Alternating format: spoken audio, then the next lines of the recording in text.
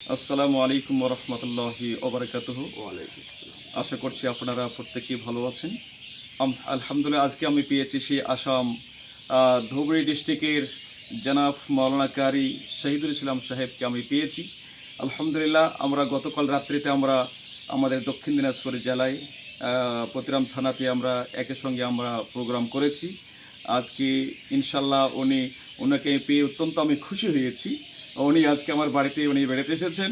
একসঙ্গে আলহামদুলিল্লাহ আমরা টিফিন করেছি, আমরা নাস্তা করলাম।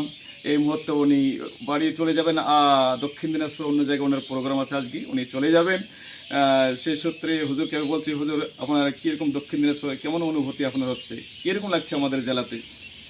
মাশাআল্লাহ, দেখতে পাচ্ছেন আমার সাথে সিকান্দার ভাই আছে, একজন পশ্চিম বাংলার জনপ্রিয় একজন বক্তা, যিনি কোরআনের দাওয়াত শুধু পশ্চিম বাংলায় নয়, আমাদের আসামেও তিনি ইনশাআল্লাহ কোরআনের দাওয়াত নিয়ে যায়। আলহামদুলিল্লাহ, এদের এত মহব্বত, এত ভালোবাসা আমি পেয়ে খুবই আমার মনটা মুগ্ধ হয়ে গেল। ইনশাআল্লাহ আমরা কালকে একসাথে মাহফিলে একসাথে প্রোগ্রাম করলাম। করার পরে ভাইজান বারবার আমাকে কলের মাধ্যমে বলছে, আমার বাড়িতে আসো, তুমি এসে শুধু টিফিন করে চলে যাও।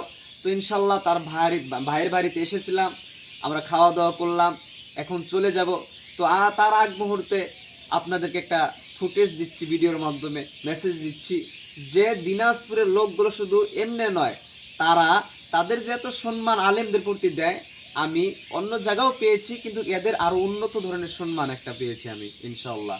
এরা দেখেন খেতি কাটা মানুষ, পরেও এত জালিমকে সম্মান দেয়। আমি খুবই তাদের ভালোবাসা পেয়ে আমি মুগ্ধ হয়ে গেছি। তাই আপনারা সকলেই সেকান্দার ভাইকেও সাপোর্ট করবেন, আমাদেরকেও সাপোর্ট করবেন ইনশাআল্লাহ। আল্লাহ রাব্বুল আলামিন যেন আমাদেরকে এরকম করে সবাইকে এগিয়ে যাওয়ার তৌফিক দান করে, কলেমের দাওয়াত যেন বিশ্বের অনিচায় কানেচাই যেন পৌঁছার তৌফিক দান করে।